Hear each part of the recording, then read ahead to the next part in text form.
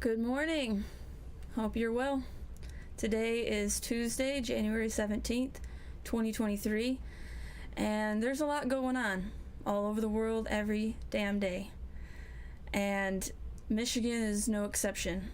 I live in the beautiful state of Michigan, and so I care about what's going on here, and I have a lot to share. So we're going to jump right in. We're going to be talking about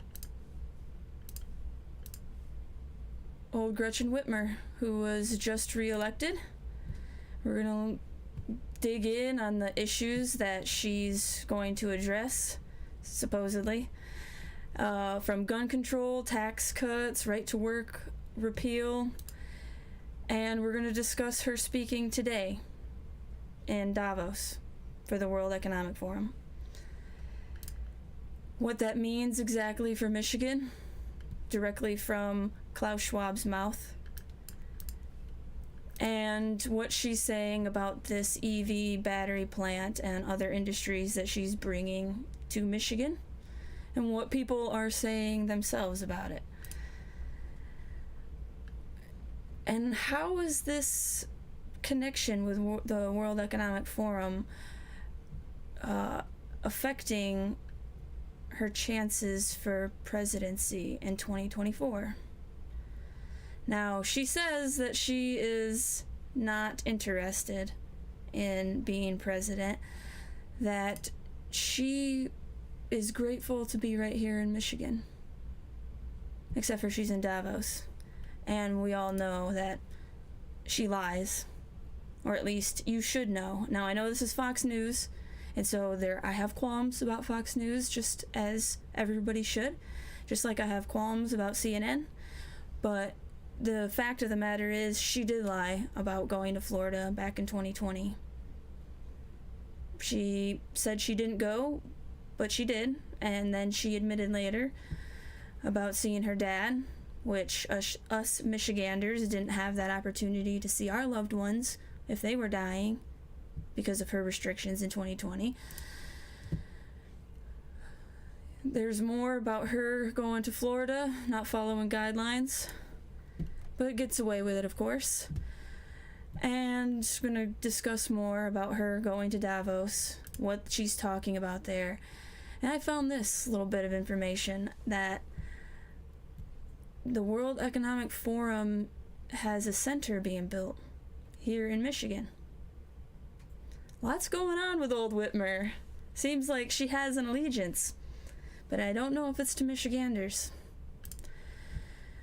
Headed to Norway and Switzerland, first time since 2019. So she was a part of those plans for 2020. For sure. Obviously. That's why we were like beta tested for all the lockdown restrictions. See how much you can handle. See if people will be upset about the hypocrisy. And then what that even means, which is nothing. She got reelected. Whitmer headed to Europe. And it's all about this fourth industrial revolution. So if you don't know what it's about, I'm going to go over that a little bit. But the electric vehicle battery plant that's being built in Big Rapids, that's about this fourth industrial revolution, merging man and machine. And you can't do that with gas vehicles. You can't control remotely a gas vehicle. If you watch my video, the one video I've done so far, I talk about how cobalt is only found in mainly one spot. I think 70% of cobalt comes from the Republic of Congo, which of course has caused slave trade to be prevalent once again, or if it always was, I'm not sure on that.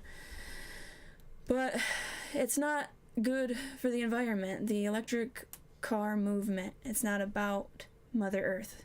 It's about power. Literally. It's about control and power.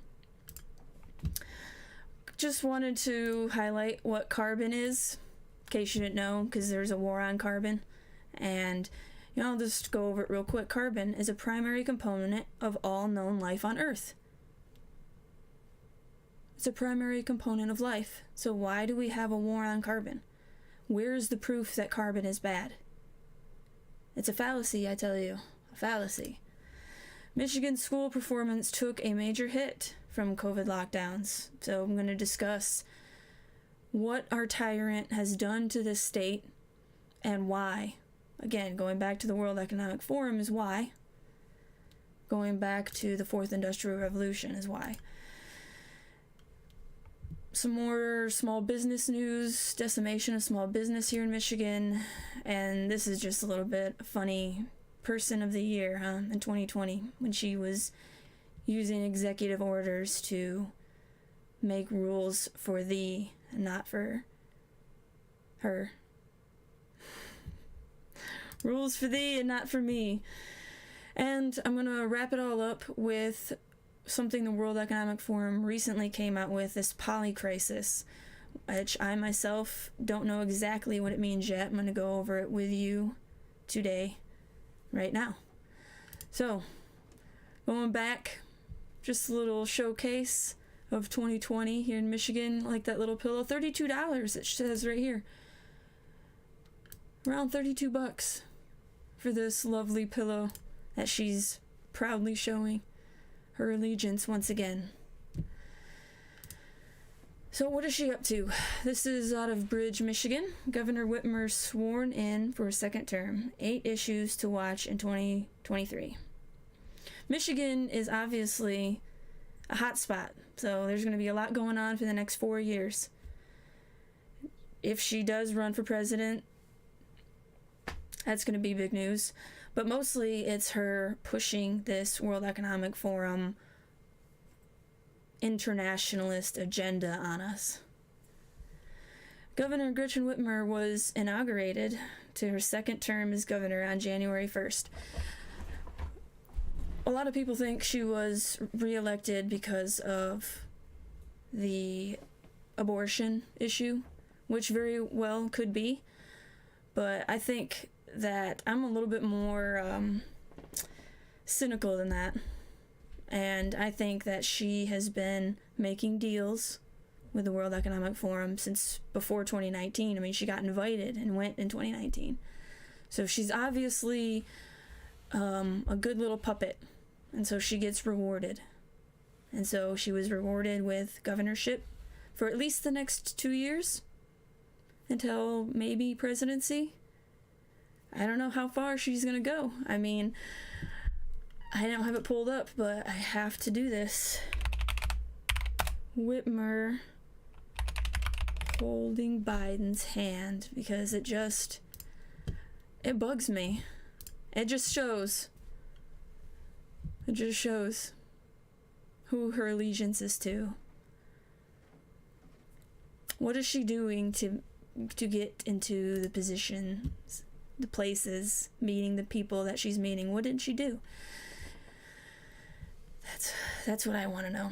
In a brief speech, she promised common sense gun legislation, fewer taxes for retirees, and clean energy legislation. See, clean energy legislation. More government. That's the problem with both sides. Tudor Dixon wanted more government too. I'm just tired of it. Less government.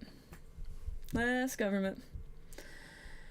Heading into a new year with a Democratic majority legislator in her corner, Governor Gretchen Whitmer pledged Sunday to commit her second term to fundamental issues impacting Michigan residents' lives. In November, Michiganders spoke with a clear voice, Whitmer said during her inauguration ceremony outside the Capitol building in Lansing. They expect us to embody the values they live up to every day. Grit and grace. They deserve practical problem solvers who get things done.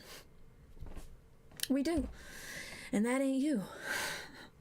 Our roads suck, okay? She said she was going to fix the damn roads. She didn't. Spoiler alert. She ain't going to fix shit. Not for Michiganders. She's going to fix it up real nice for those internationalists. Among her priorities, reducing tax burdens on seniors. We should reduce tax burden on everybody. Less government. That's how you do it. Don't need so much money if there ain't so many jobs being supported by taxpayer dollars. Because government doesn't make money, in case you didn't know. growing the economy and improving working conditions, tackling climate change, reducing gun violence, and repealing anti-abortion and anti-LGBTQ laws. Oh man, Michigan, you're going the way of California? Why? Such a beautiful state. You have so much to offer, just as California does. Why are these states being decimated by these policies?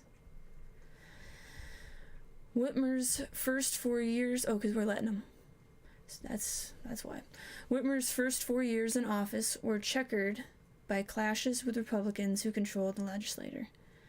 Many of her policy priorities were dismissed outright, while others resulted in stalemates with Republicans, who accused her administration of being uncooperative. Speaking at the inauguration, Whitmer said she hopes Democrats and Republicans come together to make Michigan a place where all people can envision a great future. Over the next 4 years, we will dig deep and get things done. It's what Michiganders do.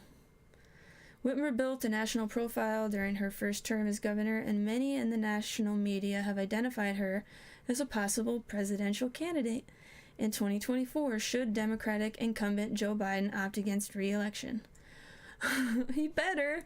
I mean, I can't believe we still have this senile old man for our commander-in-chief. It's really, if he wasn't a corrupt politician for 40 years, and even though he is a corrupt politician, has been for 40 years, I do feel pity for him. Like, how is his wife and his family allowing him to be paraded around like that? Like, he should be sitting down in the fire, staying away from his granddaughters. Whitmer built a national profile. Yeah. Freaking Joe Biden. He better not run. He better not run. Let me see. I don't think I have anyone in the chat, but I should know.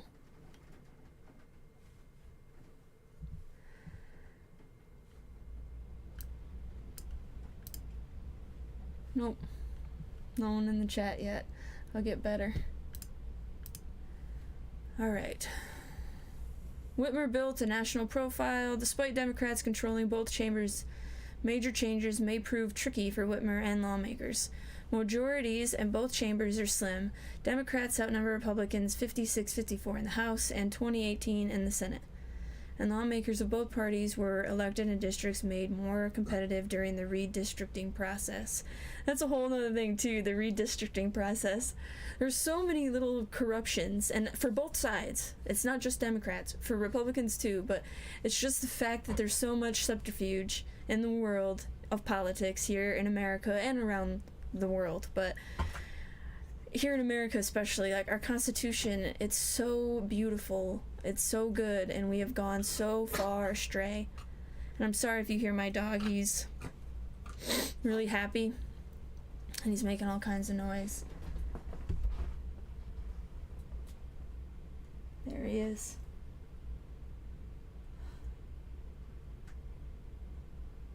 Yeah, rolling around, snorting. He's kind of a little piggy. I'm sorry if you hear him. The good thing that we have is that we're in charge of the agenda, so it doesn't necessarily have to come to the floor if it's going to be bad for our marginal members. She said recently. We have a very cohesive, understanding caucus, so we will be working together and making sure that we retain majority. Democrats anticipate getting new committees up and running in January. Oh, yay! The new committees. And the Whitmer administration will give her State of the State speech and outline her budget priorities in the next several weeks. I think January 27th or something, she's going to be doing her State of the State speech, so I'll try to watch that with y'all and get that out there. Repeal right to work, although it will be on legacy media, so, but probably edited.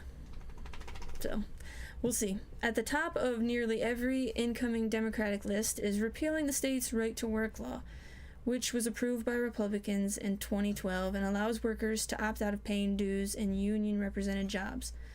but still receive benefits. Right-to-work policies are deeply unpopular with unions, who are key donors to Whitmer and legislative Democrats. And I think that those unions and those lobbyists have way more money than you and I. So if it takes money to get elected, then that means they're making deals. That means that your vote doesn't really matter. I'm sorry. It's not that I want it this way. It's just the way that the money has corrupted the system. But we can go back to our Constitution and the Bill of Rights. These things are written, and they're written well, and we can revert back to them if it gets convoluted and bureaucratic, as it has. So we can do it. I think it's better.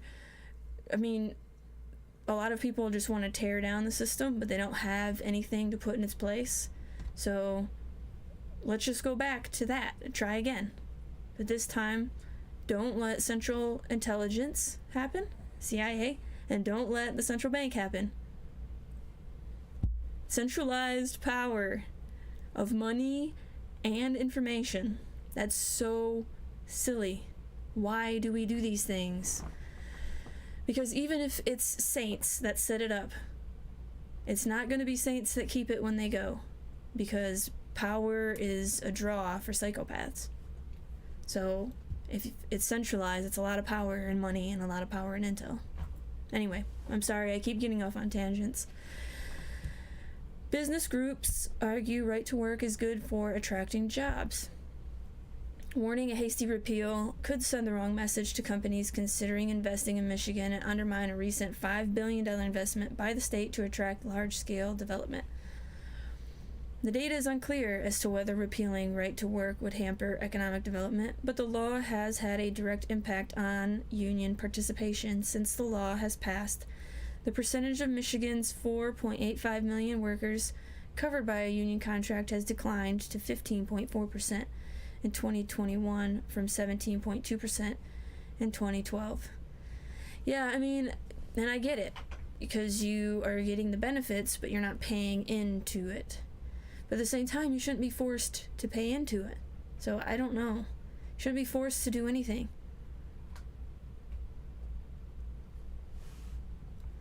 Gun control never had a chance with Republicans. Democrats are brimming with ideas. Oh, help us. Gun reform. Second Amendment for a reason. First is the most important, freedom of speech. But the Second Amendment is one way to protect it.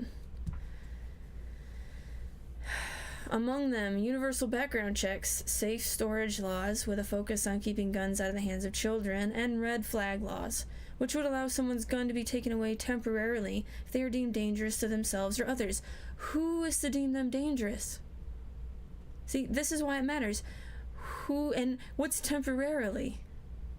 These terms need a little context, because the problem is you take the guns and then you have to pay a lot of money and fight like hell and spend a year, 2 years through our bureaucratic system to try to get your guns back that you paid for and the government just stole. Red flag laws are the worst. Now, everybody, of course, wants to keep the guns out of hands of children. The question is whether more government legislation is what will do that. It's never a question of the results. People want the same thing. We want safety and prosperity for all. We want people to be able to make their own choices. We want children to be safe. These things everybody wants. The problem is the solutions to get there. That's where people differ, and we need to be able to talk about those different ideas so that we can come up with a combination, right? So yin and yang work together to make balance. I keep getting off on tangents. I'm sorry. I will get back on track here. A recent Bridge, Michigan review of more than 20 studies on safe storage, red flag laws, and universal background check laws indicate such laws help reduce gun-related injuries and deaths. But some scholars contend more time and data are needed to make conclusions. No, I mean, I would like to see what you're talking about. What studies? More than 20. Oh, a whole 20. need more information. And again, laws are only good for law-abiding citizens. So more laws just means more bureaucratic red tape and possible abuse of power. Trim taxes for low-income and elderly residents. Trim taxes for everybody. Cut government by 75%. Whitmer says she will push for tax relief plans tailored to senior and low middle income workers. She wants to expand the state's earned income tax credit, a refundable credit for low income families.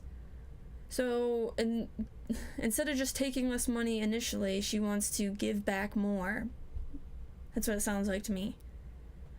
Still take, but just give back later a little more as an incentive. I don't know. It's so crazy.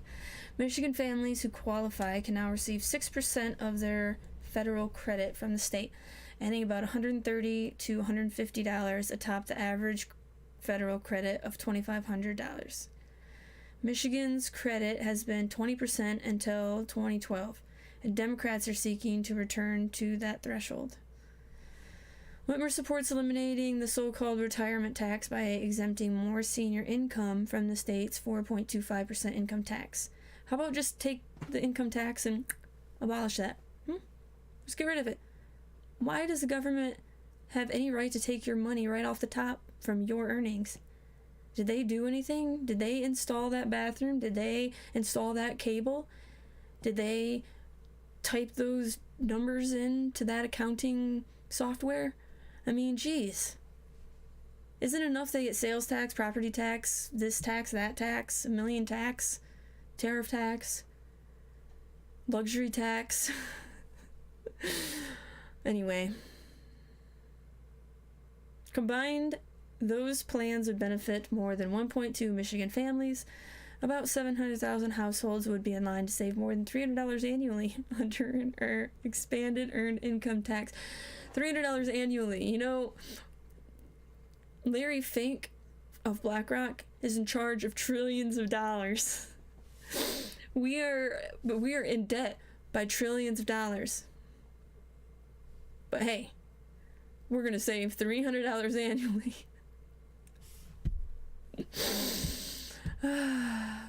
While about 500,000 retirees would save about $1,000 per year. And here, listen, I want to say $300 is $300. And I, of course, would love to save $300 annually. I would love to save more than that by paying less taxes. And it's really sad, the gap between the rich and the poor since 2020. Unprecedented. Unprecedented. Codify abortion rights. Voters in November approved Proposal 3, enshrining abortion rights in the Michigan Constitution, and Democrats could make other changes to reproductive policies and funding. The low-hanging fruit at the top of incoming legislative leaders' minds is repealing the state's long-dormant 1931 abortion ban, rendered moot by Proposal 3's passage. Proposal 3, man, that's another one I'm going to be keeping my eye on, the consequences of that. There was a lot of money coming from a super PAC that had Planned Parenthood in it that was in support of Proposal 3. So, you know, they make money off of those abortions. And if money's involved, you have to be careful. Lawmakers will also have to determine whether to revisit other abortion-related laws on the books, such as the 24-hour waiting period currently required between an abortion consultation and the actual procedure, or laws requiring parental consent for minors seeking an abortion unless the minor successfully petitions their court should be revisited. Wait a minute. Lawmakers will have to determine whether to revisit other abortion-related laws on the books, such as 24-hour waiting period currently required, which makes sense. You should get information exactly what an abortion is, what the procedure is, what's going to happen, and have time, 24 hours, to actually think about it. That's to help the mother make this tough decision. And they want to fast track it.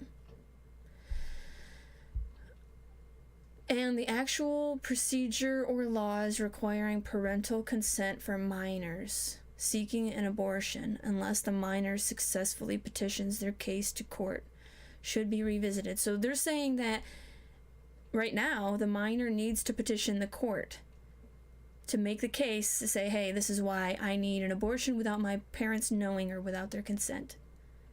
Now they want to get rid of that. They want a child to be able to go and get a medical procedure without the parents. This is transferring to the rights of the parent to the state. If you've never read the Communist Manifesto, this one. You need to read this. You need to understand what's happening. Because what's happening is a breakdown of family, and that means the state has the right to the children. They don't want family. They think family is part of the patriarchy, but it's not really the patriarchy in those terms. But basically, it's, the man told me to have a family. That's why I have a family. It's authoritative to have a family, so we need to abolish that instead of just letting people make their own decisions. But anyway, they don't want you parents to have any rights. The state will have the rights over your child. Proposals to increase access to abortion around the state could also be on the table. Michigan is poised to become a destination for those seeking to terminate pregnancies, as nearby states have severe restrictions or bans in the procedure. Yep, that's what we want to be known for, huh? We want to be known for abortions and electric vehicle battery plants that contribute to slave trade and demolition, decimation of Mother Earth to get cobalt. To put in every single EV battery takes cobalt, 1,000 times more cobalt than a chip in your phone. Look into it. It's terrible. It is not good for the people or the environment. So you have to question, why are they doing it? Because they know they have the best think tanks in the world. They know what's going on. Why do they continue? War is not good for Mother Earth. But they keep going with it because it's not really about what's good for Mother Earth. It's about power. We need to understand this. It's no more time to be naive. 2030, that's the deadline. They keep saying it over and over. 2030, 2050. In our lifetime, millennials, we need to do something. Boomers, help your millennial children. That's all I can say. I love you. I love all generations. Each generation is important and has a role to play in this spiritual battle. Whitmer's administration has already put forward a climate action plan aimed at achieving carbon neutrality. You can't do that. Carbon is in every form of life. It's an anti-life idea. What do you mean? You want to be carbon neutral? We should be boosting carbon. We breathe out, the trees breathe in. Right? It's literally green energy. Green gas. Greenhouse gas. Prove to me carbon's bad. Once again. Aimed at achieving carbon neutrality by 2050 by boosting renewable energy. Renewable energy. Did you... I'm keep going off on tangents. I'm going to keep going. With her party in power in the legislature, she'd like to see those plans passed into law, although it's unclear where environmental and energy issues fall on the administration's and legislature's priority lists. Environmental groups want to boost the administration's call for 2 million electric vehicles by 2030, update the state's renewable energy standard, incentivize residents to make climate-friendly changes, prepare for extreme weather events, and address some of the concerns about wind and solar sitting that have cropped up at the local level. Let's check this out really quick. Do a quick side. I want to see what's up.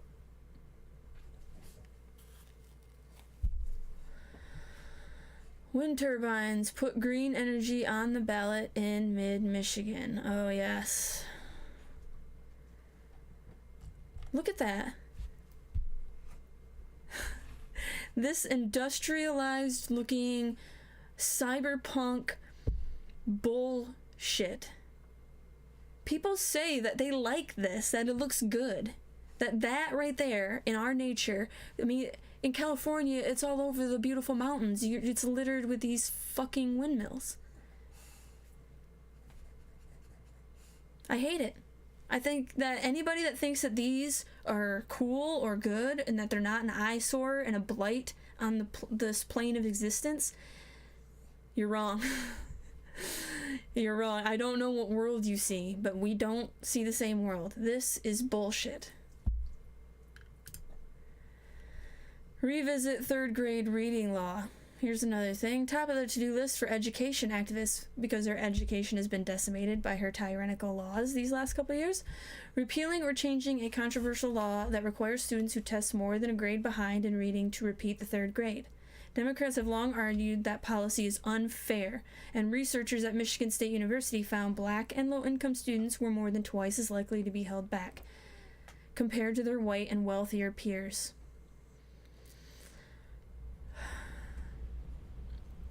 Okay, so don't have any standards at all, if that's the answer? How about instead we figure out why Black and low-income students are more than twice as likely to be held back? It's because they're illiterate. And it's because their parents are not reading to them. Actually, it's because Black and low-income students, which could be white, a lot of low-income white people have the same problems. Their parents are not present, or there's only one parent most of the time, and they're very busy trying to keep food on the table, and that's understandable. But the problem is there's no dad. And so we need to fix the family unit in order, we don't need more policies, we don't need more bureaucracy, we need to fix the family unit, because it's what's optimal for the child, and the child is the future. The law has several exceptions that let students avoid retention, and this fall, only 545 students of the nearly 5,700 students eligible for retention were actually held back. Wow. 5,700 students cannot read.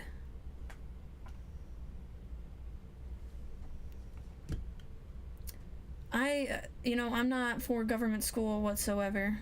I'm for school choice. And, public school, when No Child Left Behind happened, it became government school 100%. So we got a lot of problems there, but ultimately, parents need to teach their kids how to read. Other wish list items circulating among the education community include requiring more transparency in charter school funding, changing how schools are funded, offering teachers more pay, and expanding early childhood education programs. Yeah, more government in our education. That's the answer. Fix the roads. How are we still in fix the roads? I thought they were fixed. She was in for 4 years. That's what she fixed the damn roads. That was her little tagline. But hey, this time for real. She's gonna fix those roads. Worst in the country besides maybe Mississippi. I think it's actually worse than Mississippi. One of Whitmer's key campaign promises was to siphon additional money toward fixing roads, bridges, and other critical infrastructure. Siphon additional money. From where? Don't we have a gas tax and a road tax? Why are the roads not fixed with those? Why aren't the roads fixed with the road tax? Why do we need a gas tax on top of that? That's still on the list. Currently, the main source of funding for road repairs is the gas tax. Experts say that's not enough to boost road quality long term, and many fear the rise of electric vehicles could further erode available funding without reducing the wear and tear on roads. One possibility is a road usage charge that would tax drivers on vehicle miles driven.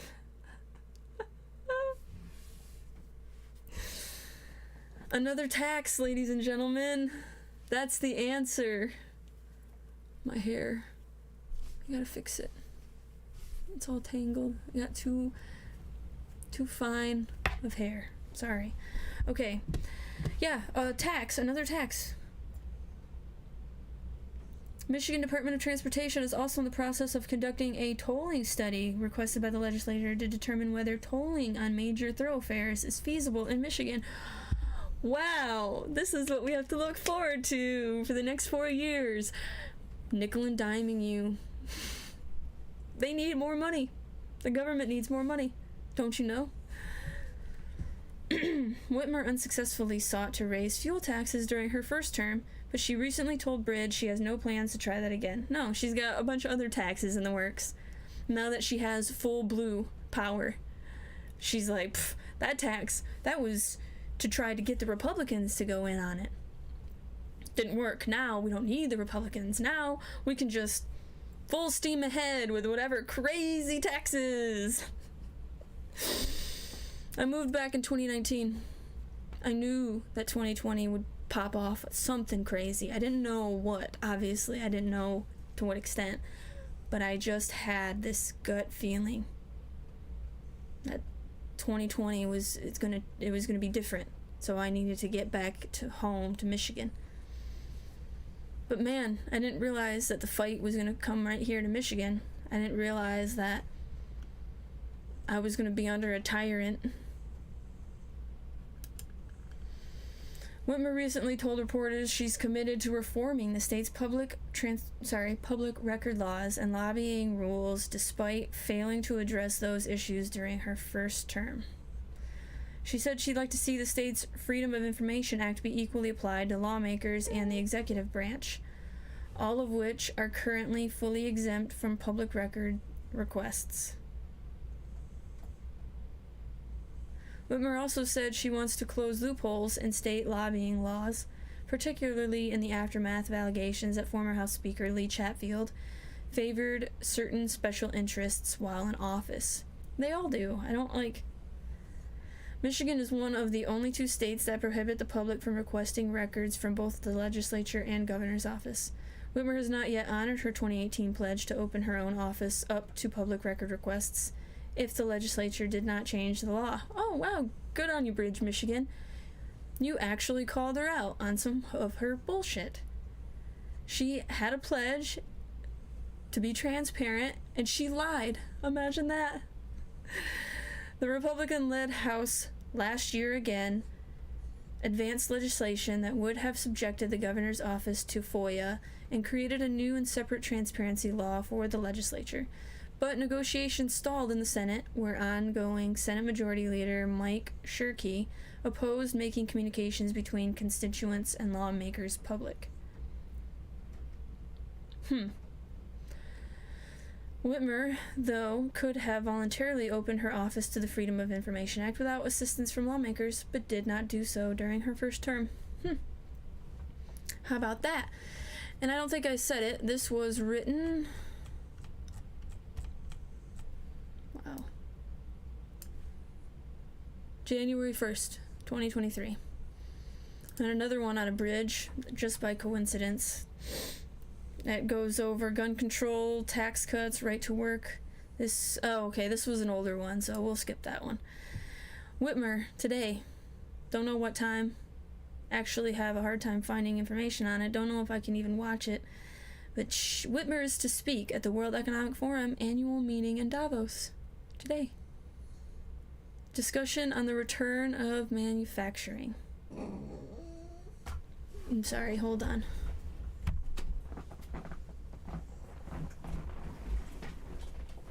There.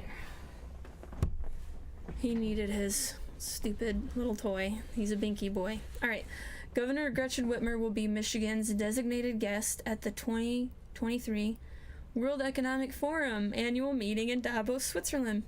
On January 17th, she will partake in a panel discussion, The Return of Manufacturing. The discussion will focus on one big question: what will manufacturing look like by 2030? And what role will it play?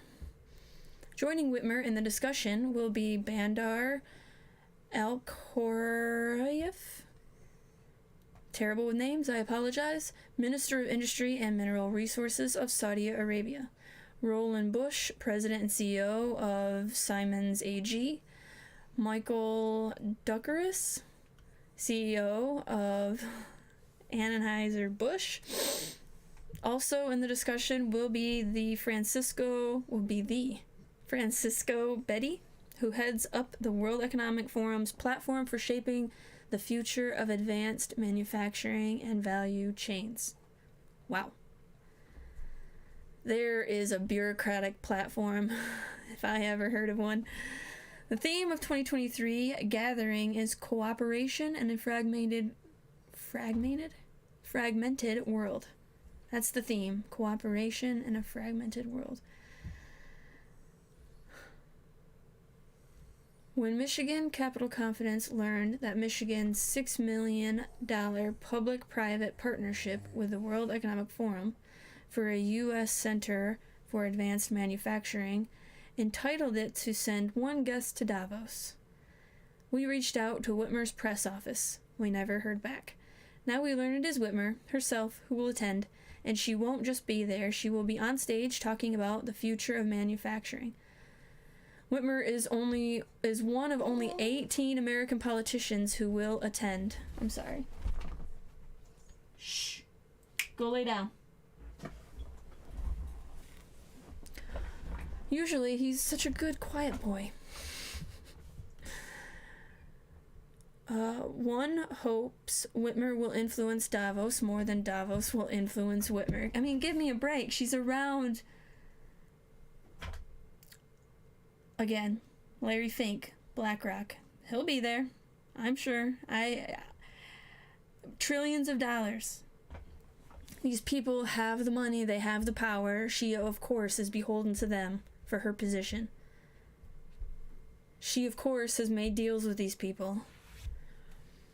And you and I, we don't have money. We're reggae folks. We're regular old people. We don't have the money. We're not paying millions of dollars for this or that. We're not paying millions of dollars for anything. But they certainly are. At the 2020 World Economic Forum annual meeting, just 2 months before the COVID-19 pandemic, futurist Harari, the one that wrote the Sapiens book, yes, he thinks there are way too many people on the planet, by the way. He, for a fact, says that the world is overpopulated, that half of the people could go away. Isn't that so evil if you really think about it? It's evil. Anyway, this futurist and the right-hand man of old Klaus Schwab gave a speech called How to Survive the 21st Century. He identified 3 threats to humanity. He should identify himself. And his ideas, rather. His ideas are very dangerous. To think the world is overpopulated, dangerous.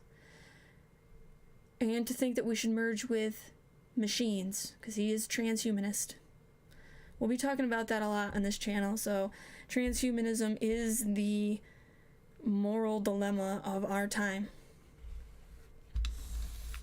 It is our Babylon.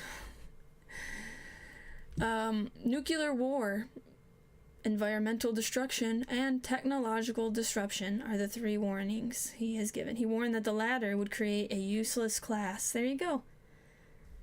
Because people are only worth something if they make money or produce a product or service for capitalism helped by government.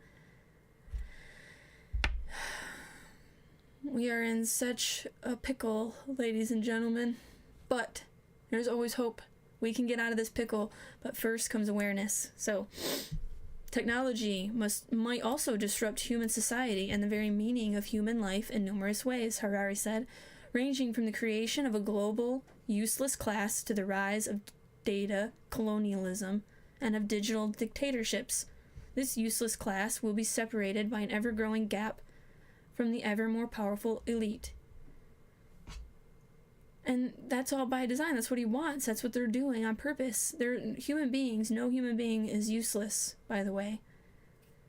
This AI technology and all these different innovations created by human beings are just tools.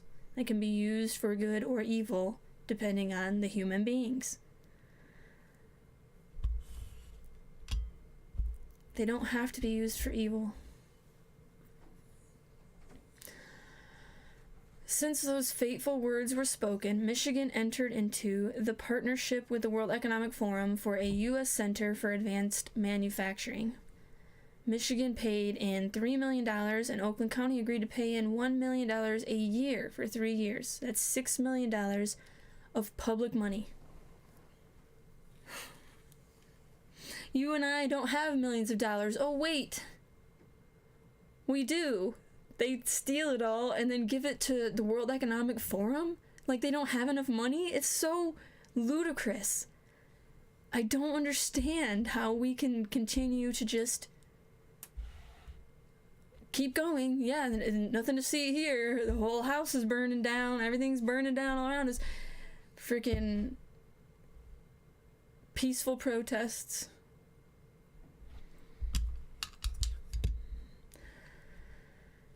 $6 million of taxpayer money.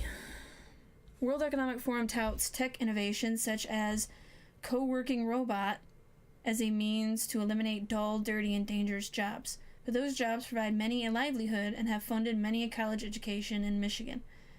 In Davos, Whitmer will be encouraged to view herself as the elite and to not worry about the useless. That's why these ideas are so dangerous. Again, no such thing as a useless human being. We all have beautiful potential, for good or for evil. The 2023 World Economic Forum annual meeting runs from January 16th through the 20th. While Whitmer did not respond a query from Michigan Capital Confidential, she spoke about the trip to Davos in a new release Wednesday. We are taking this opportunity to tell Michigan's story around the world with leaders and decision makers in other countries. What is this?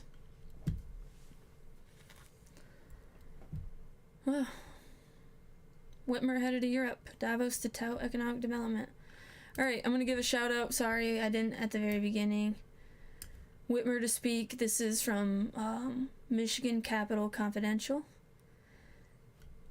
January 11th of 2023. And as you can see, after watching this entire live stream, I go to all different kinds of media. I do not just go to Republican or Democrat. No, I'm trying not to be biased for Republicans or Democrats because they both want big government. Michigan Governor Gretchen Whitmer. This is out of AP, January 11th. This one was January 11th too, yes. Whitmer headed to Europe, Davos to tout economic development. He traveled to Europe next week for a 5-day trip to promote the state's recent economic developments and with hopes of attracting new businesses in the automotive and clean energy industries. The Democratic governor will travel to Norway first before heading to Switzerland to speak at the World Economic Forum's annual meeting in Davos next week, to speak on a panel to discuss the return of manufacturing. She will be a part of a bipartisan group of governors in Davos that includes Georgia Governor Brian Kemp and Illinois Governor J.B. Pritzker. We are taking this opportunity to tell Michigan's story around the world with leaders and decision makers in other countries. We're building something in Michigan that everyone should want to be a part of, Whitmer said. The trip, which will be Whitmer's first in Europe to discuss the state's economic development, will focus on Michigan's recent mobility and hydrogen investments, while discussing future investment opportunities in Michigan with world leaders and business executives. I want to know what hydrogen investments they're talking about, because the only thing I know that they're taking out like 27 dams here in Michigan. Now, I don't know if they were actually generating any electricity. The dam that I live closest to needs some TLC. I don't know how, and it does provide energy, but I don't know how much energy it provides. I should do a deep dive into that, and I will, actually, because now I'm very curious. But I want to know about that hydrogen investment. What's going on there? Because so far, just taking out dams, does that help with hydrogen energy production? I don't see how, but Gotta look into it. Michigan was one of 7 Midwestern states to team up to accelerate development of hydrogen as a clean energy alternative for automobiles and factories that rely largely on climate-warming fossil fuels. The partnership followed a federal infrastructure law enacted in 2021 that included $8 billion for the U.S. Department of Energy to fund regional hubs that would step up clean hydrogen production and distribution. Well, there's a little bit of a tidbit. Doesn't really tell you much except for we threw money at it. Whatever that means. Michigan was also highlighted by the U.S. Department of Energy last week as one of the 3 states expected to lead the nation in electric vehicle battery manufacturing by 2030. We need to protest against this, Michiganders, please. We do not want to be the EV battery capital of the United States. We need to build greenhouses. We need to build jobs here, but not jobs that are going to poison our water with chemicals from lithium batteries. I can't stress this enough. Do your research. Batteries, electric vehicle batteries, are no bueno for the environment. They're no good for anybody. We need to try a different way. We need to not go full steam ahead with this. We, the people, have the power. We need to remember that. Whitmer's appearance in Davos, where 52 heads of state and government and nearly 600 CEOs will meet. 52 heads of state and 600 CEOs. That is the definition of corporate and government working together to screw us with no lube. We are in so much trouble. 600 CEOs. Ayn Rand, love her or hate her, she said it, and I agree with it. And it may be disputable, but I agree. There is no economic policy, there is no government worse than capitalism helped by government with legislation. There's nothing worse. And we're seeing the results right now around the world. It's crazy. Very dangerous. I skipped this right here. The state granted over $2 billion in tax incentives last year in an effort to win several multi-billion-dollar electric vehicle manufacturing projects. Yes, again, I did a video. Please check it out. It is about Goshen being built in Big Rapids. Goshen is an electric vehicle battery manufacturing company owned by China. And they are trying to buy a ton of land in Big Rapids, Michigan. Do we really want the Chinese on our river in Big Rapids, Michigan? I don't think so. I don't think people know about it. That's the problem. So that's why I started this channel. I want people to know what's going on for real in this state, because I love Michigan and I love my fellow Michiganders, and there's a lot going on here. The World Economic Forum has their eye on Michigan. In her statement Wednesday, Whitmer reiterated that Michigan would continue to compete with other states and other nations to land game-changing manufacturing projects. Michigan heads into 2023 legislative session, which began Wednesday with nearly $6 billion in surplus funds, and with Democrats holding full control of the state government for the first time in 40 years. How do they have $60 billion in surplus when we're giving billions of dollars tax incentive and $6 million has just the World Economic Forum, who has plenty of money? I don't know why we give them money. It's still irritating me. She has been mentioned as a possible future White House candidate since winning re-election. They keep setting you up for this. I want you to know. She said that she doesn't have... She has to say that. She had to say that because she wanted to get re-elected. And if people think that, oh, she's just going to leave in 2 years, then they potentially would not have voted for her. So, of course, she said she has no eye on the White House. But of course she does. That's why she was holding hands with Biden. That's why she's going to the World Economic Forum. Because those are her puppet master. Well, Biden has strings too, but I digress. I'm gonna watch this really quick because the title, well, the thumbnail shows that Whitmer has been penetrated by Klaus Schwab, the World Economic Forum. And what I mean is this. When I mention now names like Mrs. Merkel, even Vladimir Putin and so on, they all have been young global leaders of the World Economic Forum. Mm-hmm. But what we are very proud of now, the young generation, like Prime Minister Trudeau, President of Argentina and so on, that we penetrate the cabinets. So yesterday I was at a reception for Prime Minister Trudeau. Oof, sorry, that was terrible twice. You get the idea. He's sitting there bragging about penetrating the cabinets of the Canadian government, but Whitmer is included in that. He just didn't name drop her. She is one of his puppets, lackeys. This Klaus Schwab. I wanted to showcase this tweet by Whitmer. By bringing supply chain home, we're putting the world on notice that Michigan is the place to be. We're keeping our foot on the accelerator, securing investments to create good-paying jobs, and ensuring Michigan is a global leader in EV and battery manufacturing. She doesn't get a lot of activity, but I like that the first comment, the first tweet, don't forget that Michiganders will soon own nothing and be happy, thanks to your allegiance, to Klaus and World Economic Forum. Most don't understand, but I will do my best to educate them. I like the name too. But yeah, doing good work.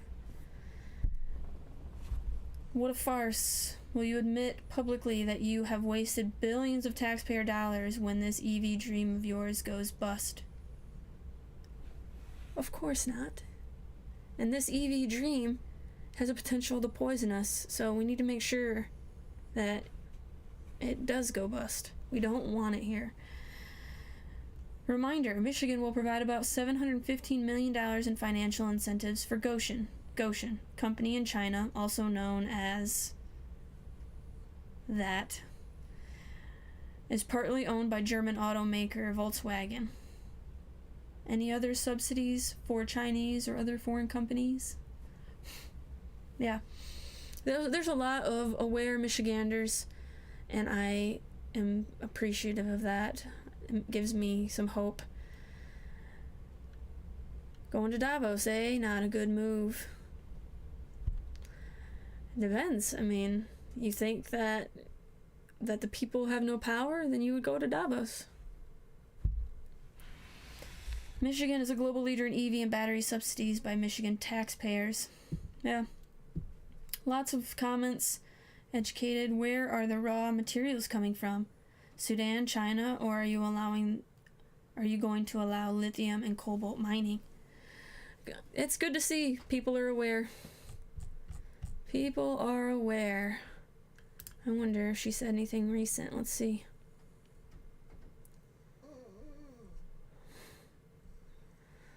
The Freedom Ring Awards in Detroit demonstrated the long-lasting impact and legacy of Dr. King. I had an excellent time honoring Michiganders who, through their service and activism, are continuing Dr. King's important work. Flint. I was just hoping to find something on the World Economic Forum, but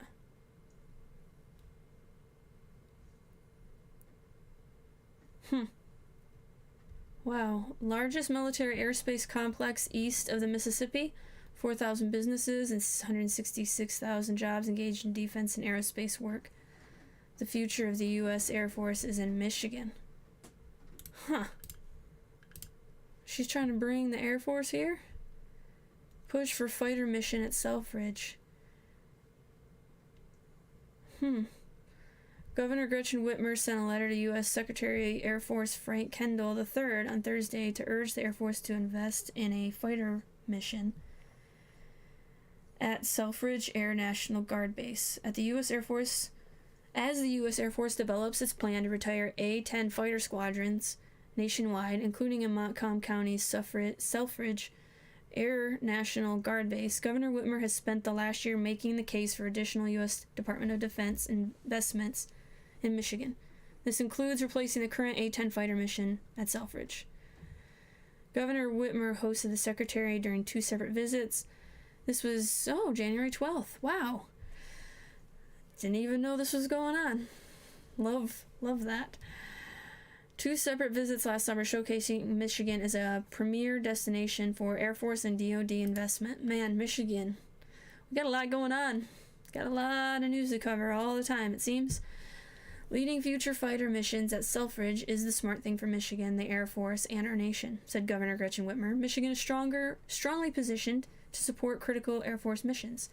Across our state, there are over 4,000 businesses engaged in defense and aerospace work, supporting nearly 166,000 jobs. Collectively developing a replacement fighter mission for Selfridge is an effort that's united Democrats, Republicans, and independents across our state, and I will work with anyone to secure this crucial investment and bolster our national security. An ideal training space provides access to the largest military airspace complex east of the Mississippi River.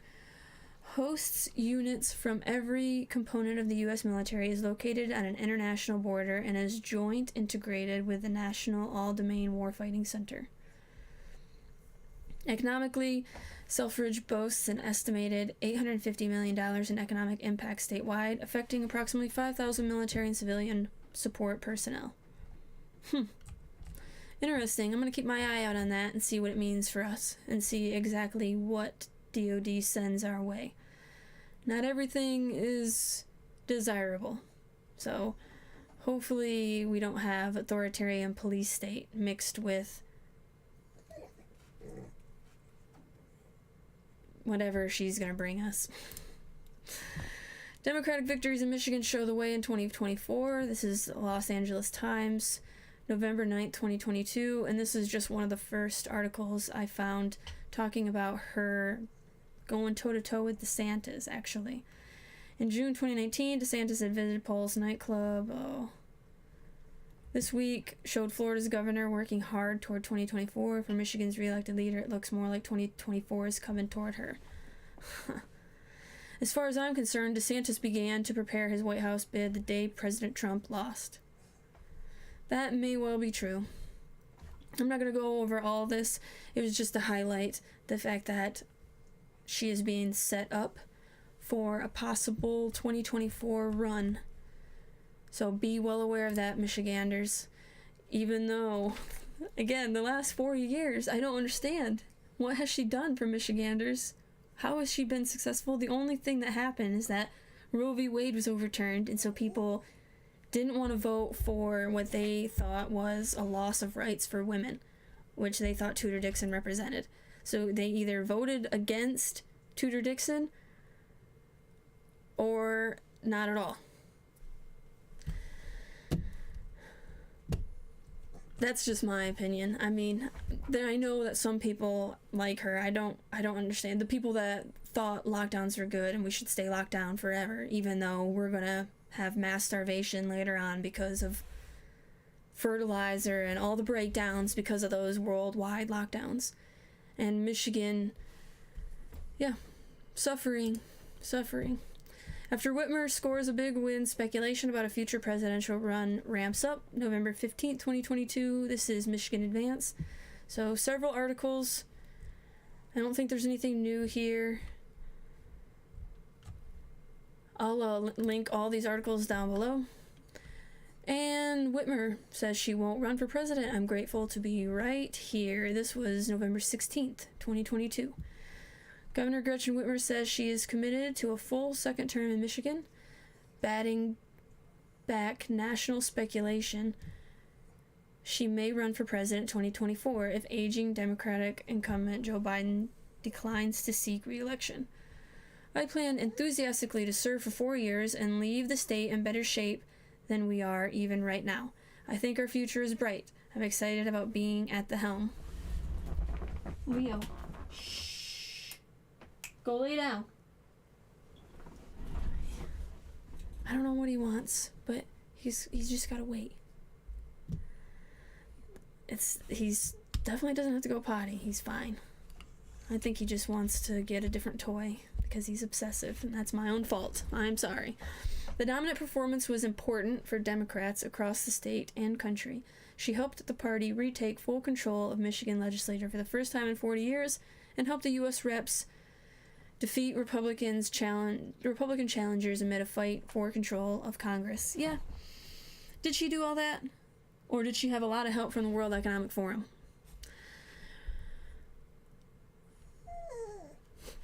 All right. I'm sorry. I have to interrupt my live stream because he just cannot stop crying. Lay down. Be quiet.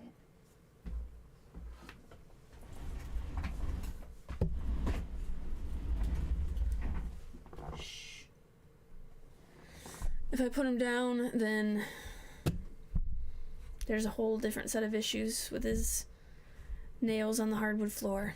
So I would like to avoid that at all costs. And I know that's what he wants, but it's about what I want sometimes.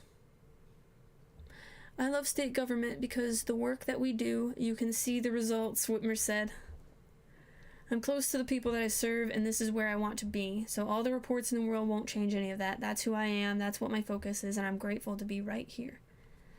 Whitmer went a step further in an interview with the Detroit Free Press, saying she does not foresee ever running for president, even after she completes her second term as governor in 2026. Only one Michigander has ever served as president, Gerald R. Ford, but he never won election to the post. Ford was elevated from vice president after Richard Nixon resigned over Watergate. He lost to Jimmy Carter in 1976.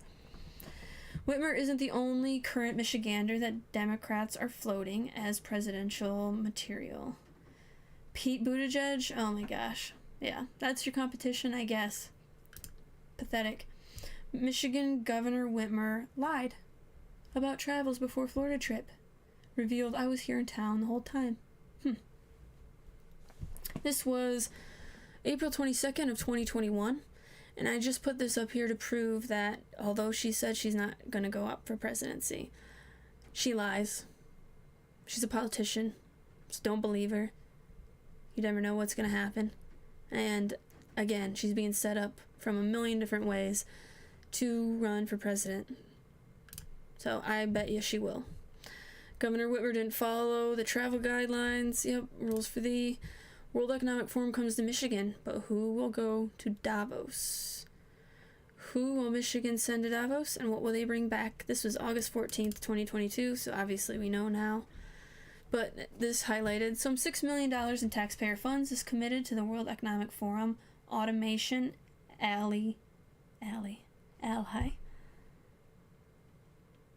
partnership in Troy, with $3 million coming from the state and $1 million per year for 3 years coming from Oakland County. It's fair to ask what the benefits will be. What does a nonprofit from Switzerland have to teach Metro Detroit about manufacturing? Again, this is Michigan Capital Confidential, and I don't know anything about this site except for they have articles that I don't see anywhere else. So I appreciate that. Who will go to Davos? Let's see. On June 2nd, the board of the Michigan Strategic Fund, a state agency that disperses money to private businesses. A state agent what disperses money to private businesses? Voted 9-0 to invest $3 million into the partnership. 9-0. We are sold out, Michiganders. Sold out.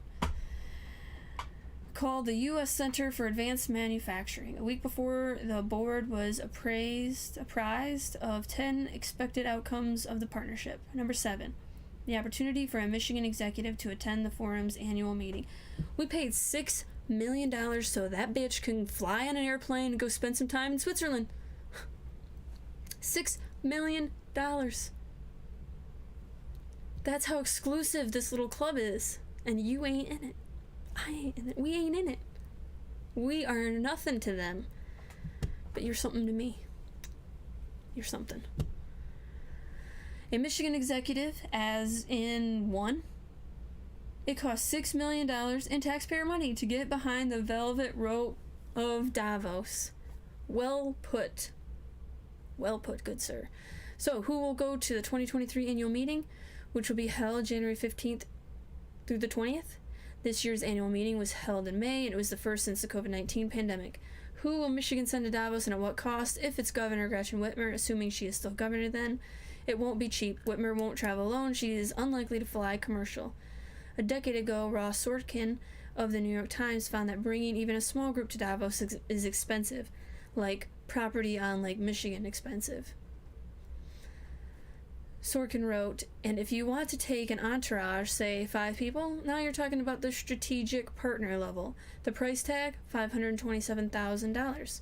That's just the annual membership, entitling you to as many as 5 invites. You get 5 invites for $527,000. Each invite is still $19,000 each, so if 5 people come, that's $95,000, making the total $622,000. Oh, hold on. I read that wrong. It's $527,000 just for the right to buy an invite. And then the invite itself is $19,000. That if that doesn't tell you that these people are on a whole different level and that your vote doesn't count, I don't know what will. Neither the governor's press office nor the Michigan Economic Development Corporation responded to Michigan Capital Confidential's query. It's in the early days yet, and perhaps the decision hasn't been made. Well, we know now. It is Whitmer. I don't know how many people she has going with her, though. That's something I need to look up. How will Michigan's representative get to Davos, and who will pay to get them there? I'm sorry. One of my hairs was tickling my face. I apologize. How will Michigan's representative get to Davos, and who will pay to get them there? As a taxpayer, would you rather the funds come out of your pocket or that of a businessman who might be owed a favor? There are no good answers. You didn't ask for this dilemma, but you've been signed up for it. Who will go to Davos? Who will go with them? What will it cost the Michigan taxpayer? This, I did not know this happened June 1st, 2022. Whitmer welcomes World Economic Forum U.S. Center for Advanced Manufacturing to Michigan. Governor Whitmer welcomes... Okay. Today, Governor Gretchen Whitmer joined state, local, and industry officials during the Mackinac Policy Conference to celebrate the selection of Michigan as the home of the World Economic Forum's new U.S. Center for Advanced Manufacturing. Holy shit! The World Economic Forum is partnering with the Michigan Economic Development Corporation, Oakland County, and Nonprofit Industry 4.0 Knowledge Center Automation Alley on the U.S. Center, which will be housed within Automation Alley in Troy. This is, Industry 4.0. This is part of the Industrial Revolution, which I'm going to get to next. Let me see. I'm going to move this up. The 4th Industrial Revolution. Yes. We're going to talk about it next. It's insane. It's crazy how all this stuff is connected, and that you don't know what you don't know. And none of this have I seen on legacy media. And the little bit that they do give Fox News of the truth, you have to ask yourself, what are they leaving out? What are they leaving out? That's where you have to question Fox News. Question all of the legacy media. They're all owned by BlackRock, which is controlled by Larry Fink. In case you didn't know, now you know. Look into it. Do your own research. He's such a pig. A whiny pig, but I love him. We are thrilled to welcome the World Economic Forum's United States Center for Advanced Manufacturing to Michigan, where our century-long auto manufacturing heritage, innovative business, and hardworking people continue to drive the future of the mobility and electrification in the U.S. and around the world, said Governor Gretchen Whitmer. Since I took office, Michigan has added nearly 30,000 manufacturing jobs, many building batteries, electric vehicle, or other advanced mobility products. These investments have cemented our status as the global epicenter of mobility and manufacturing, and with the forum's new center, we will build on that leadership, bringing in even more opportunity for workers and bolstering economic opportunity in every region of our state. Today's investment will ensure that the world's Made in Michigan carry on for generations. What a load of bullshit.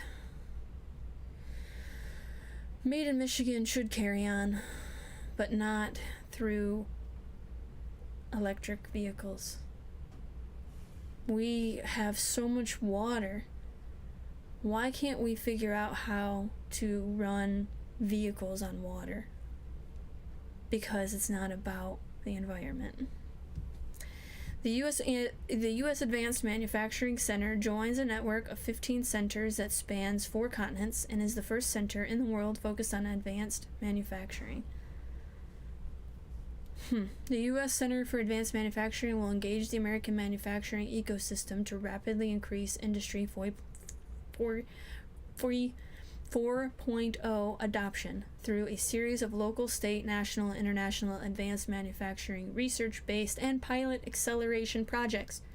In doing so, it will create a ripple effect, attracting additional advanced manufacturing investments to create additional jobs and opportunities for Michigan's workforce. The goals of the center will focus solely on the future of manufacturing and help solidify Michigan's position as the manufacturing capital of the United States, accelerating the transformation of the advanced manufacturing industry in Michigan and nationwide. God, the way they write this shit.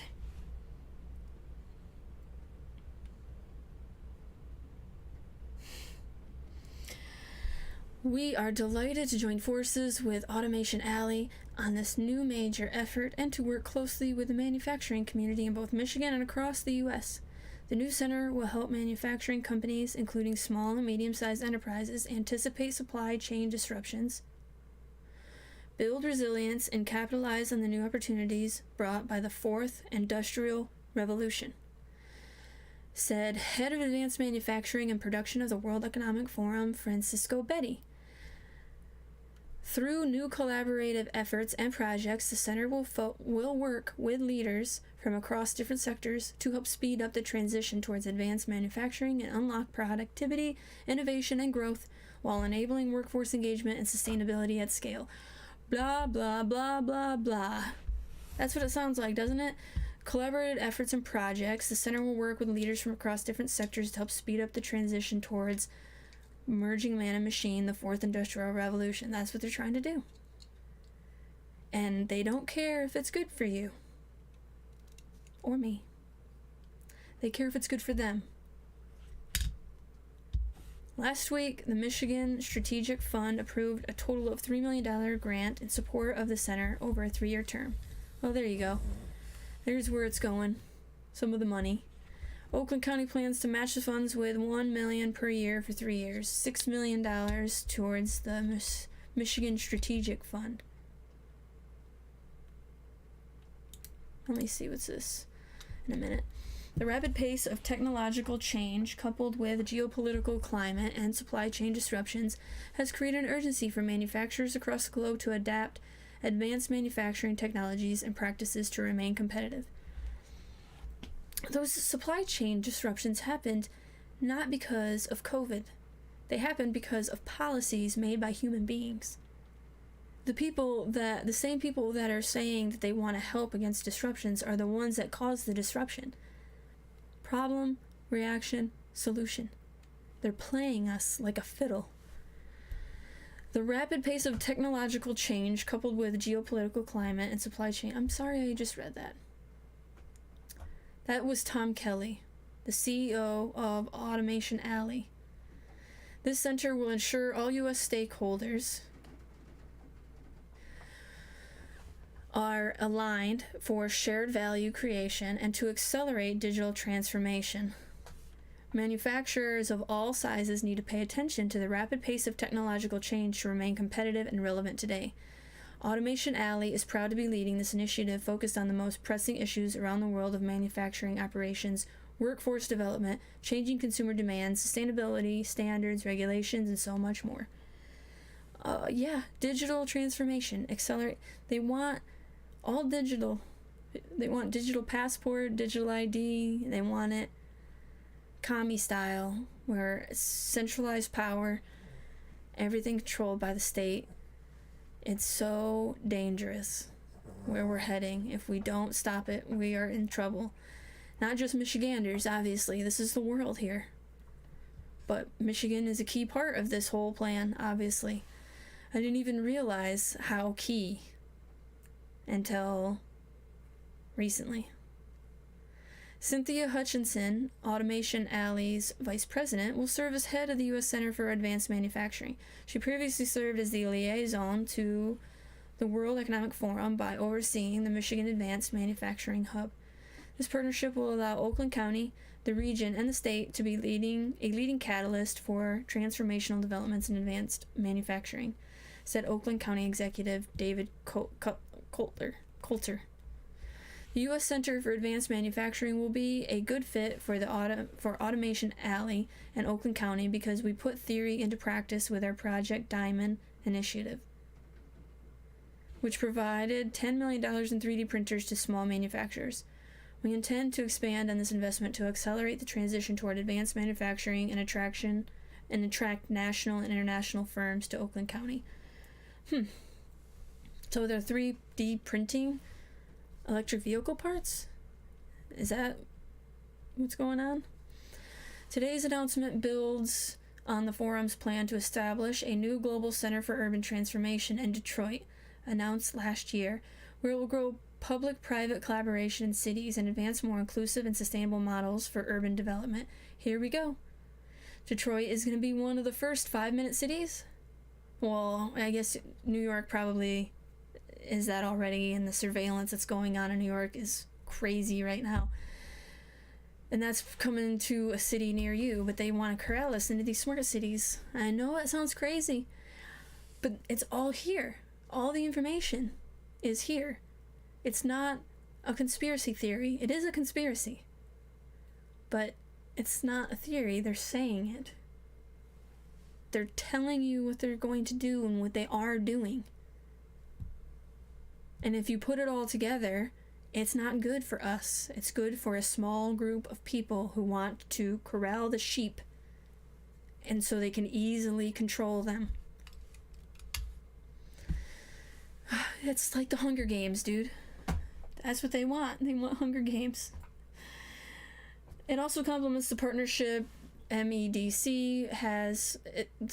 also complements a partnership MedC has with Automation Alley and the Michigan Manufacturing Technology Center through its Industry 4.0 initiative, launched in 2020 to help small and mid-sized manufacturers prepare for the future of manufacturing. 2020, man, they popped off their New World Order agendas. Michigan small manufacturers, they've been doing it for a while actually, looking to adopt Industry 4.0 technologies are now able to apply for grants of up to $25,000 as part of the $3 million Industry 4.0 Technology Implementation Grant Program. Grants will be reimbursement based and will cover up to 50% of eligible technologies, including additive manufacturing, artificial intelligence, cybersecurity, robotics, and automation, and more. See, this is why when they say, 300 jobs or something, supposedly for, or more, the EV battery plant in Big Rapids, it's by 2031. It's no, everything's going to be automated by 2030. So they're lying. Those jobs will not be there. It's a lie. The U.S. Center for Advanced Manufacturing further underscores Michigan's continuing stature as advanced manufacturing capital of North America and will help Michigan manufacturers to adopt new and innovative technologies to remain competitive well into the future, said Quentin Messer Jr., CEO of MedC and President Chair of the MSF Board. Through the U.S. Center and programs like our Industry 4.0 initiative with Automation Alley and the Michigan Manufacturing Technology Center, We are strengthening our state's leadership in advanced manufacturing and the entrepreneurship and job creation this innovative sector supports. Yeah, they're rushing forward with the Matrix here in Michigan. They want the Matrix to be manifested, and I don't. The World Economic Forum, established in 1971, is an international nonprofit organization that engages the foremost political, business, cultural, and other leaders of society to shape global, regional, and industry agendas. As a company that has built a global reputation on its ability to stay on the cutting edge of the hyper-pure polysilicon production for the semiconductor and solar energy industries, Hemlock Semiconductor applauds Governor Whitmer's commitment to building on Michigan's rich manufacturing heritage, said Hemlock Semiconductor Chairman and CEO Ab Hosh. I don't know.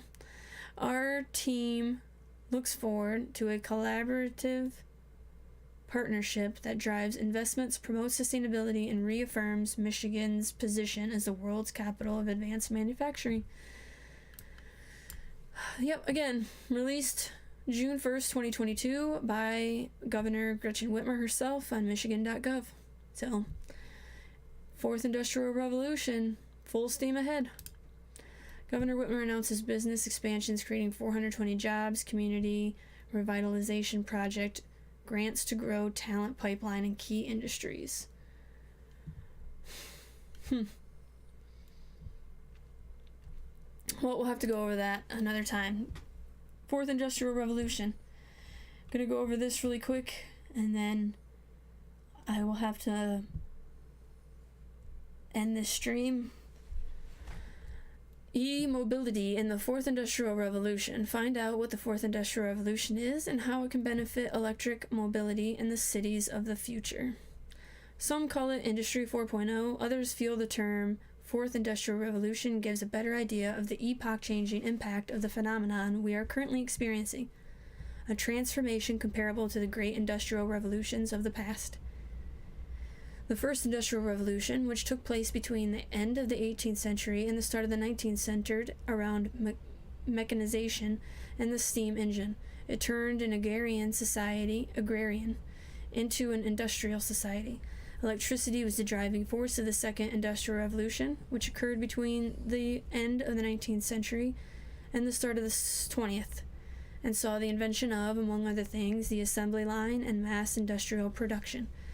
The Third Industrial Revolution commenced in the 1980s and resulted in the transition from analog to digital, first producing personal computers and then the internet. More disruptive than the other revolutions. What we are experiencing right now, however, is not just the era of the Internet of Things, but also the Internet of Systems. It is a new phase that is grafted onto the digital revolution, but also extends well beyond it. Robotics, AI, self-driving cars, 3D printing, nanotechnology, biotech, materials science, energy storage, and quantum computing are just some of the sectors that are delivering spectacular rates of progress at the moment. In the light of all of the above, World Economic Forum founder Klaus Schwab feels that the changes we are experiencing are not just a natural evolution of the Third Industrial Revolution, but actually mark the start of the Fourth.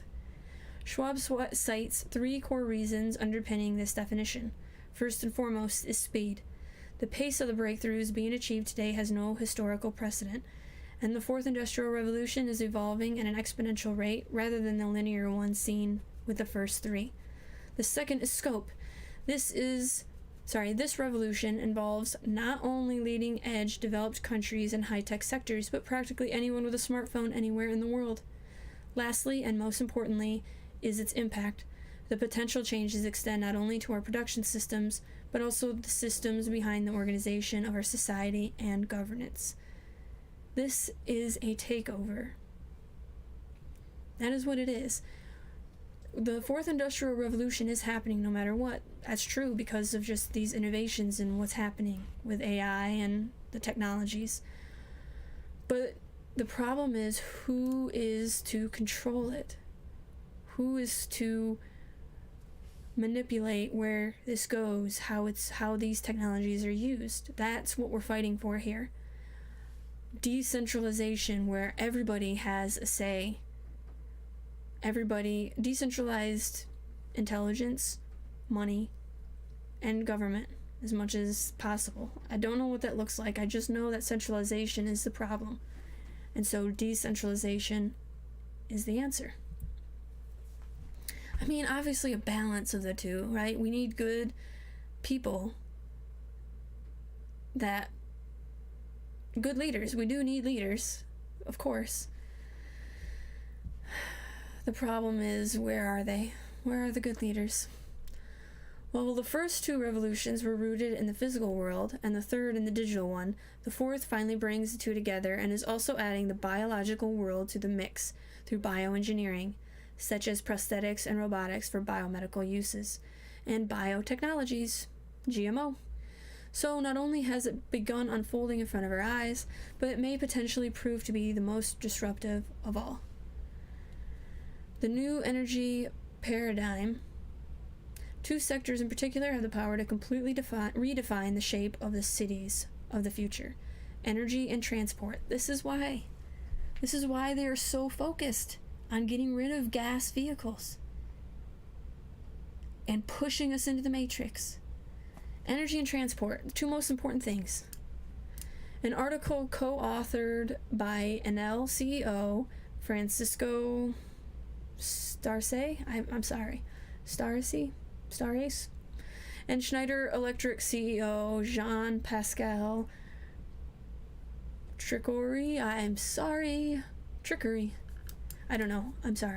focuses on these two factors and where they intersect. E-mobility. We are witnessing profound transformations in the energy sector right now. The clearest change is the transition to clean sources. Distributed generation, also known as on-site generation, and decentralized grid management, with customers themselves playing an increasing active role. All of this has been made possible by progress driven by the Fourth Industrial Revolution, the development of storage techniques for electricity, and, most significantly, grid digitalization. These innovations are also driving the spread of electrification. They are allowing us to transition to electric power in many ways, in many different contexts, starting with transport. Electric vehicles are already a reality on our streets, our city streets. According to a Bloomberg study, almost a third of new cars will be electric by 2030. Alongside electrification, the new possibility afforded by the digitalization are fostering the spread of car sharing and mobility as a service systems. In other words, subscription-based mobility services. And this is only the start. In the future, we will be seeing commercial fleets of electric vehicles and the spread of self-driving vehicles, both examples of the Fourth Industrial Revolution. I mean, think about that. You have a ship powered by batteries that goes down in the ocean. All those chemicals that are in those batteries, all those batteries are going in the ocean. The wind farms that are in the ocean off of New York right now just came out that it's killing whales. How is that environmentally friendly? How is that good for Mother Earth and the inhabitants within or on it? If you actually look into what they're saying, none of it makes sense. To believe what they're saying at face value. It makes sense if you understand what they're trying to do, the end result. Everything up to that end result makes sense. They want us in smart cities, surveilled at all times, and they want us on subscription-based systems. So you want heated seats, you're going to pay $18 a month for that, BMW, right now. You want your windows to roll down, that's going to be $10 a month. You want air conditioning, well, in the summer months, it's going to be $100 a month. But in the winter months, you only have to pay $10 a month. Whatever, they could do whatever they want. Do you see what the problem with electric vehicles are? That's the problem. There's what the problem with electric vehicles is. I'm sorry, whatever one it is, tell me in the comments. Also, by 2030, using mobility as a service, autonomous vehicles will cost 40% less than running a personal use industrial combustion engine vehicle, according to Electric Vehicles for Smarter Cities, the Future of Energy and Mobility report published by the World Economic Forum, who has a vested interest in electric vehicles. So they're saying that it's going to cost 40% less than running a personal combustion engine vehicle. But they have a vested interest to get you out of that vehicle and into their controlled subscription-based electric vehicles. So how can you trust them? And how can you trust that study? That's the problem with a lot of studies. That's the problem with a lot of science. You have to follow the money. Follow the yellow brick road, baby. An opportunity to embrace, as is the case with all revolutions, the impact of these innovations will depend on the use to which they are put. The future of electric vehicles will be linked to three guiding factors: the development of an adequate charging network, prioritizing the electrification of heavy use, high mileage vehicles, and the right approach by political decision makers and investors. By right approach, we mean one that is market-oriented and open to all the stakeholders involved. If the opportunities are embraced, then the changes the energy and mobility sectors are already undergoing will converge. Something that is vital in the fourth revolution is to maximize the benefits to citizens in the area of electric mobility, when the sustainable cities of the future become a present-day reality. Yeah. You want to live in a smart city with your smart car, with your smartphone, and your smart meter, and never have a moment's peace from Big Brother? It's not a world I want to live in, man. Not a world I want to live in. Yep. 2019, she headed out there.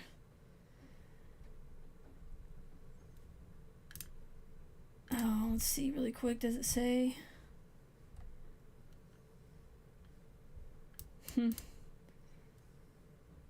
Between 2018 and 2021, Michigan companies exported $895 million in goods and materials to Switzerland and Norway, with transportation equipment as the top Michigan export to both countries. While in Norway, Whitmer will meet with company and government leaders to discuss investment opportunities and collaboration in global industries, including mobility and hydrogen. Yep. Several different articles: Detroit Free Press. This is Yahoo, Fox 28. Just gives a really quick, nothing new there. Well, I wanted to remind you that she was trying to close this down, and people were confused because there were shortages going on, and now gas prices are way higher. Supply and demand is what creates prices in a free market. Our market is highly manipulated and about to be more so. But she wants to close this line 5, citing that it's dangerous. How about we fix it? How about one pipeline at a time we fix it? Because we need this energy. We don't want our prices to be sky high. We need to live. But it makes sense that she'd want to close it down when you think about her being aligned with the World Economic Forum and their vision of the Fourth Industrial Revolution. Michigan school, yeah. I'll have to go over this another time. The Michigan school performance has taken a severe hit. Same thing with our small businesses, decimated. I mean, the internationalist agenda has come full force to Michigan. That's what I'm trying to say. Person of the year. All right. This one. This is it. I am gonna go over it because I want to know. This is First Post. Explain. The World Economic Forum has warned the world of a polycrisis in 2023. What is it? So these rich people have the best think tanks in the world. They have power to manipulate how things are going, and they have manipulated a lot already. They have done severe damage with our supply chains, and that was all by design, because the only way to destroy America is from within, and we are doing that. That's what's happening. The World Economic Forum, in its Global Risks Report 2023, warned that the world could see a polycrisis emerging from the Russia-Ukraine war. The term is when multiple crises take place across global systems and get entangled in ways that significantly degrade humanity's prospects. Yeah, they're warning them, and they're saying that it's from the Russia-Ukraine war. It's not. It's from all of the bullshit that they did starting in 2020 with locking us down 14 days at first to stop the spread. But it didn't stop. Here in Michigan, we were locked down for almost a year and a half. It was crazy. They just tested to see how long we last, and we just lasted. Starting today, 16th January, until Friday, 20 January, 2,658 of the world's decision makers will gather in Davos, Switzerland, for the annual meeting of the World Economic Forum. Ahead of this yearly meet, the World Economic Forum published the Global Risks Reports 2023, in which it warned that the world may see polycrisis centered around natural resource shortages by 2030. There's that 2030 again. It's almost as if there's a conspiracy of a bunch of world decision makers to manipulate how the world is run and what's going on. It's almost as if there is. It's just... What does this phrase, polycrisis, mean? Is this just a new label in the litany of doom and gloom? We take a closer look at the phrase and how it applies to the world as of today and how we can prepare ourselves for the phenomenon. We're going to have a natural resource shortage, and yet we are killing millions of chickens for the flu. I still don't understand. I don't understand why we're doing that. If we can actually get sick, which we can't, from eating these chickens that have this flu, if it's not about us getting sick, it's about the birds getting sick, how is just killing them instead of letting them get sick and maybe getting over it? I'm sorry, whole other side tangent, but we're going to have food shortages, we're trying to shut down pipelines, we're going to have gas shortages, we're going to have natural resource shortages, and it seems like it's by design, doesn't it? What is a polycrisis? While the word polycrisis has been around for long, it has gained traction in the past year. Columbia University historian Adam Tooze is perhaps the most prominent champion of the polycrisis label. His explanation of the term is, a problem becomes a crisis when it challenges our ability to cope and thus threatens our identity. In the polycrisis, the shocks are disparate, but they interact so that the whole is even more overwhelming than the sum of the parts. Another explanation of polycrisis would be when multiple crises in multiple global systems become casually entangled in ways that significantly degrade humanity's prospects. These interacting crises produce harms greater than the sum of those the crisis would produce in isolation. Were their host systems not so deeply interconnected? Were their host systems?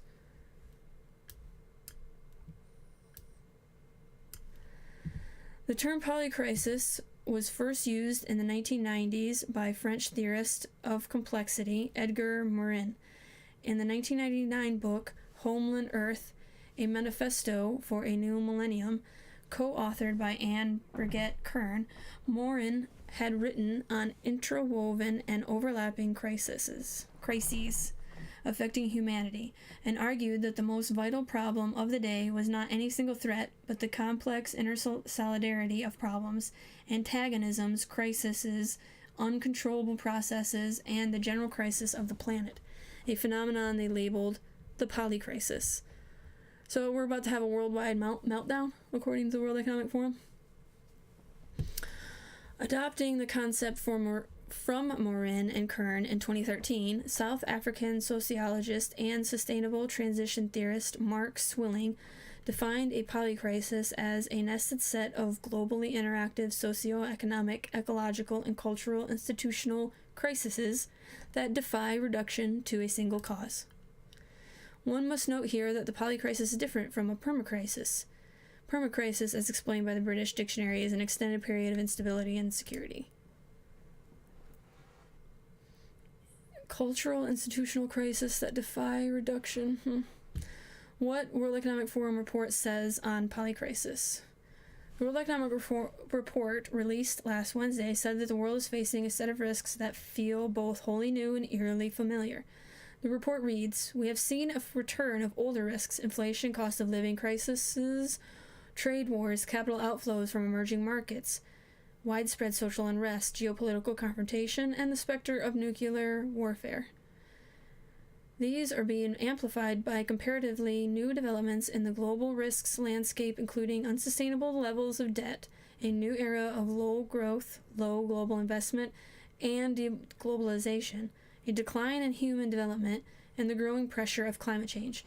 Together, these are converging to shape a unique, uncertain, and turbulent decade to come." Yes, and again, by design, because you have to demolish the building that's already there in order to put a new one up. A new one world order. The report, produced in partnership with Marsh McLennan and Zurich Insurance Group, further goes on to state that these risks may converge into a polycrisis by the end of the decade. These present and future risks can also interact with each other to form a polycrisis, a cluster of related global risks with compounding effects such as the overall impact exceeds some of each part. What does the future hold? However, the World Economic Forum report does offer some hope amid the doom and gloom. It states that there is a window to shape a more secure future. It asks world leaders to address the issues of erosion of trust. Addressing the erosion of trust is a multilateral process.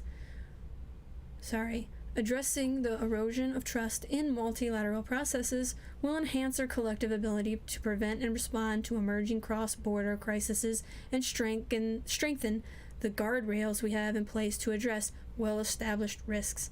It further calls on leaders to act collectively, decisively, and with a long-term lens to shape a pathway to a more positive, inclusive, and stable world. Yeah, they cross-border crisis. They want to get ready. They want a one-world government. If anything happens, the world together works against that. And people are not going to be for it until the aliens come. But are they real? You must ask yourself, are they really aliens?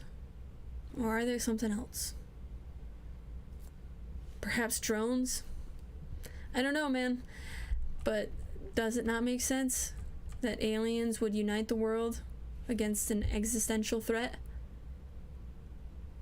And then after that, we got the New World Order, the one world government, one world religion, and one currency. Let me know. You think I'm crazy? Let me know in the comments. I'd love to hear your thoughts. Please let me know what you thought of all these articles. What's going on with Whitmer and World Economic Forum? You think it's a positive thing for Michigan? EV batteries, again, do you think it's positive? I'd love to know all your thoughts. And if there's any stories that you would like me to cover that have to do with Michigan, transhumanism, or even books, please let me know in the comments down below. Thank you very much for watching, guys, and I'll see you in the next one.